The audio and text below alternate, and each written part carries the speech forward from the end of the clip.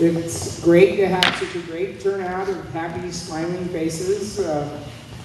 So we'd like to welcome everybody here, and we'd particularly like to welcome our guests tonight, Debra and Alphonse. White belt. White belt? White belt. White belt.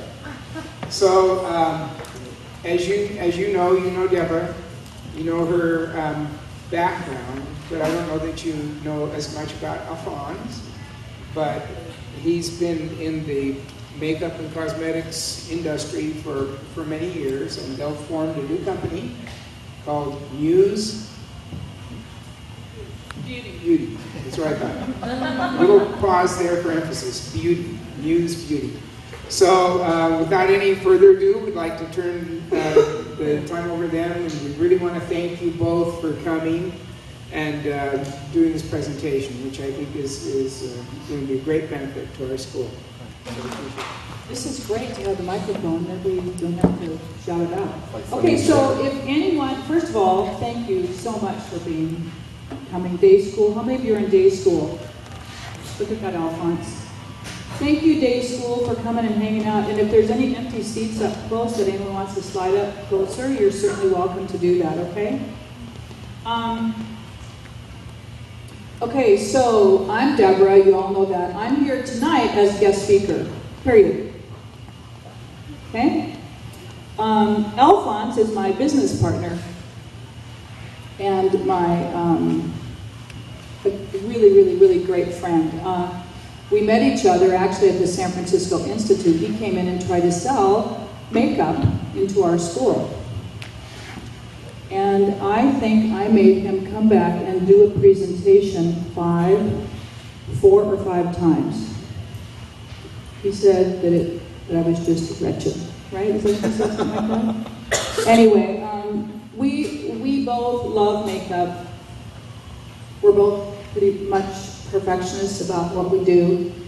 We both believe in education, and we both feed off of each other's insanity, you know, as creative right-brain people. Do you know how you kind of are a little crazed? Is anyone that way? Or am I the only? Who else is that way? Just a little, what's the word? Driven, passionate, intense, up and down, what else? OCC, ODD, COC, PQOYR, all those things. Anyway, Alphonse is a really dear friend of mine. He has, we've known each other for how long? 6 years? 7 years? Yeah, 7, 8, something like that. Okay. We formed our company not even a year ago. It's MUSEBEAUTY.Pro. You should all check it out. Become a fan on Facebook. Okay? We have lots of opportunities that we give future professionals there. We have a lot of exciting things we're going to talk about tonight. Some of those are just basically our career path. Alphonse has a very different career path than I have had, and yet it's still in the beauty industry, and it has to do with makeup. I think he is brilliant. I told him just when he grabbed the salad, I said, I'm going to brag about you, so just know that he can tell you anything about a makeup brush that you'd ever want to know. I mean, I'm talking about the hair, I'm talking about the lay down, the pickup, where it's from, how it's cut. He's also extremely knowledgeable about ingredients. He's really amazing with marketing. His background is he helped bring Trish McEvoy into the country. I'm going to tell you who he's having dinner with next week. Raquel Welch. Because she wants to start her own makeup line. So they're bringing him on as a consultant. So I'm just in awe of the stuff that he knows. And yeah. So let's give Alphonse a hand. This is just hanging with us tonight.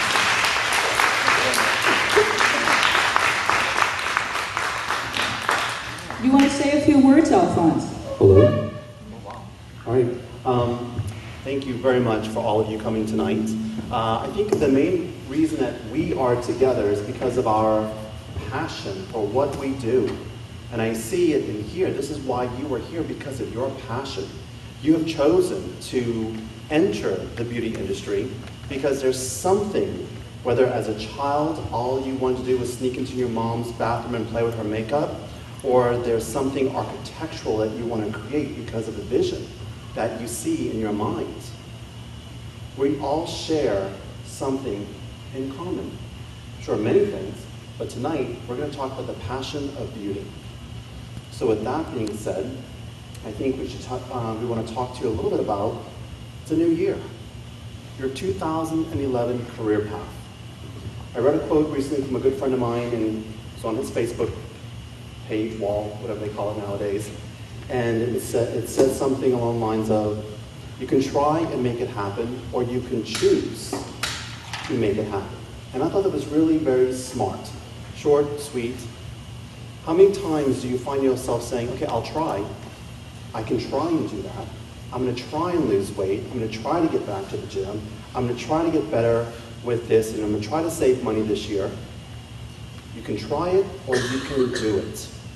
And Debra and I both, throughout our careers, have had moments where we felt stronger, more empowered, where we were making it happen. But life throws little curveballs at you. And at times, it's normal to feel at times that you are trying. But tonight we want to clear all that out. We want to help you really think about what is it that you are going to do to make your 2011 the best year for you to start your career and to market yourself as your own brand. You need to think bigger and wider. There are people in this room, people who have not entered the school yet, people at other schools that are just as talented as you are, that have just as much passion as you do. You have to start thinking now, what is it that you need to do to be the best that you can be to market you as your brand? So, that being said, we're going to talk a little bit about what it takes to really set your goal in motion for 2011. We're here. With that being said, Debra, what do you want to say about passion? Okay, here's what I want to say about passion. When you're passionate, and do I have your permission to call you out if you're falling asleep? Yes. Perfect. I'm not going to mention any names, but the initials are, just kidding.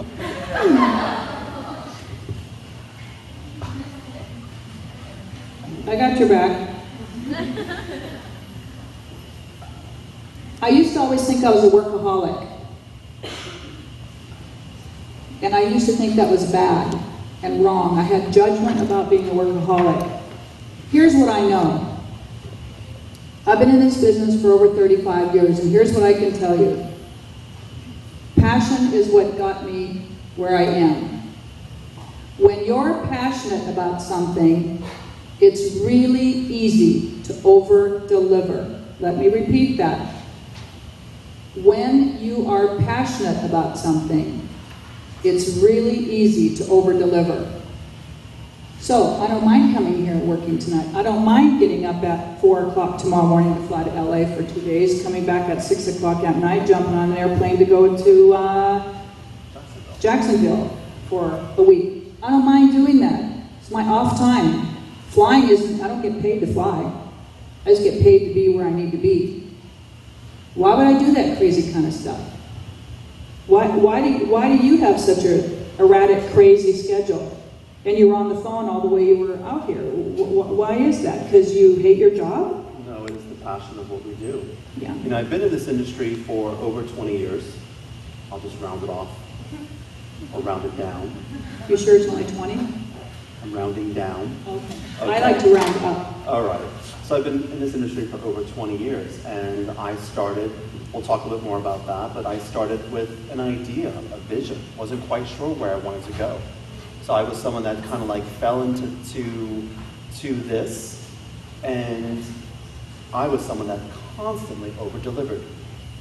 And I'm not going to say that it was wrong that I over-delivered, because I obviously was recognized at the right time, at the right place, with the right person to have new opportunities come my way.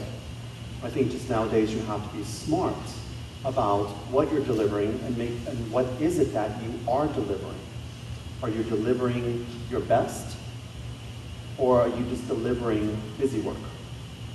It's important to think about. You know, and the thing is, my friends and I used to always say this, am I using you because you know things that I don't? I'm kind of using you sometimes. Is that okay to use your friends? Of course it is, because he can use me just as much as I can use him. So, I don't remember what I was going to say with that thought, but... You're using me? I can't remember what I was going to say about that.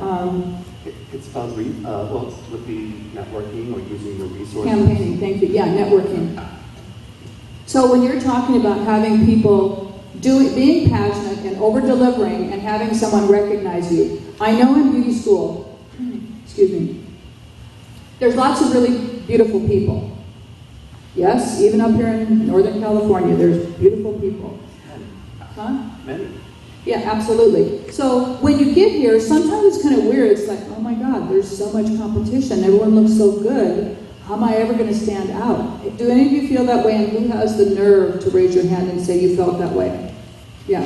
I think it's really a common thing to feel, and I don't think they tell you that in admissions, do they? No. So here's what you get to figure out.